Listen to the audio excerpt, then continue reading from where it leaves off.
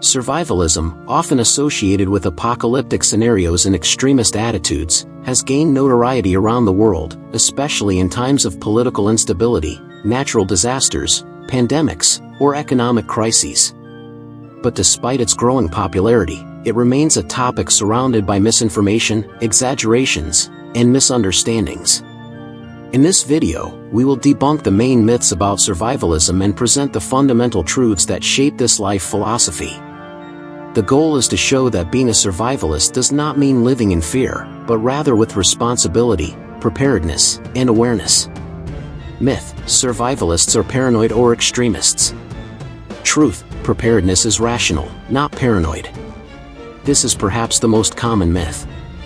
Many people imagine that every survivalist lives expecting the end of the world, armed to the teeth and distrustful of everyone.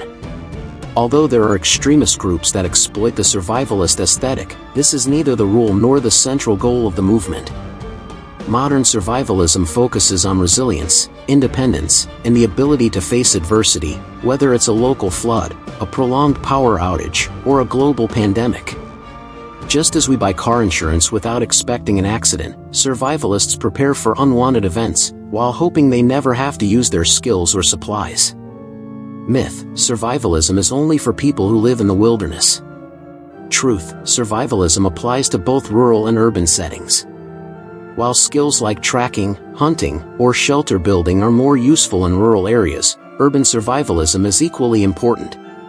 Cities are highly vulnerable to infrastructure collapse, shortages, violence, and health crises.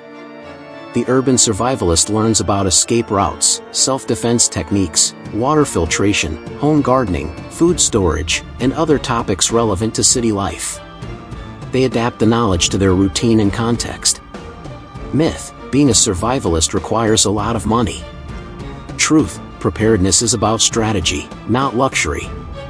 Many believe they must spend a fortune on tactical gear, weapons, underground bunkers, and endless supplies. That's a misconception. Effective survivalism prioritizes skills over items. Knowing how to improvise, repair, care for health, communicate, make fire, or obtain clean water is far more valuable than an expensive backpack full of gadgets. Good preparation starts with the basics: information, planning, and gradual action. You can build an emergency kit on a low budget using accessible products and reusable techniques. Moreover, the real investment is in knowledge. Myth: survivalists live isolated from society. Truth: community is one of the greatest strengths in times of crisis. While many value autonomy, the concept of collective survivalism is growing. In real crises, organized communities, with effective communication, task sharing, and mutual defense, have a better chance of survival than isolated individuals. Modern survivalism encourages support networks, strengthening local ties, knowledge sharing, and group cooperation. Being prepared also means being supportive, especially to the most vulnerable.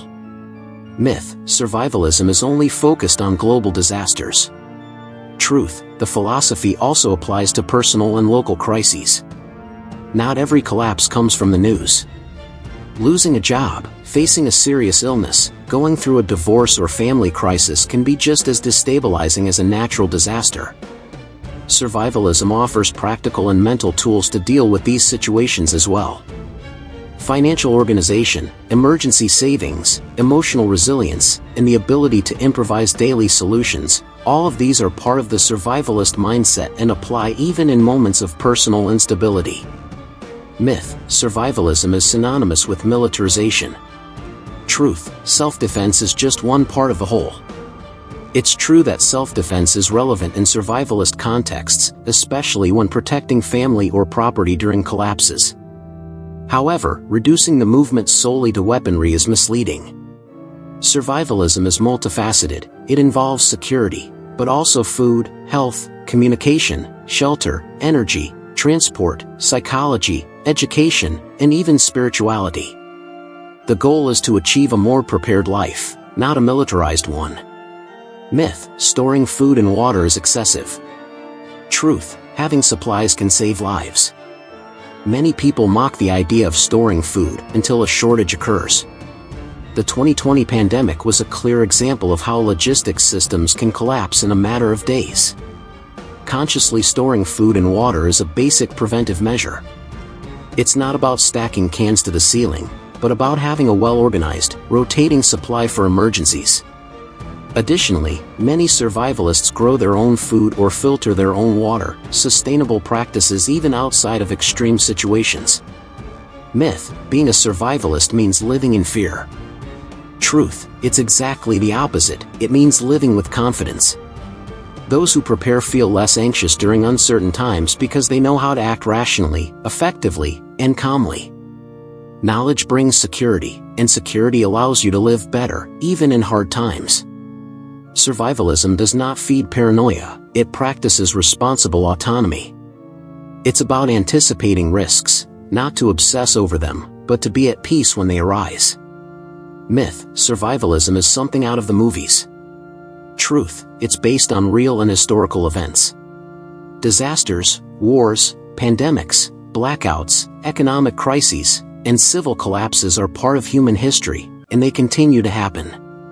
Survivalism learns from these events to anticipate and adapt to possible recurrences. It's not fiction, it's study, analysis, and practical application. Those who have survived earthquakes, hurricanes, political collapses, or extreme hunger often report that prior preparation made all the difference.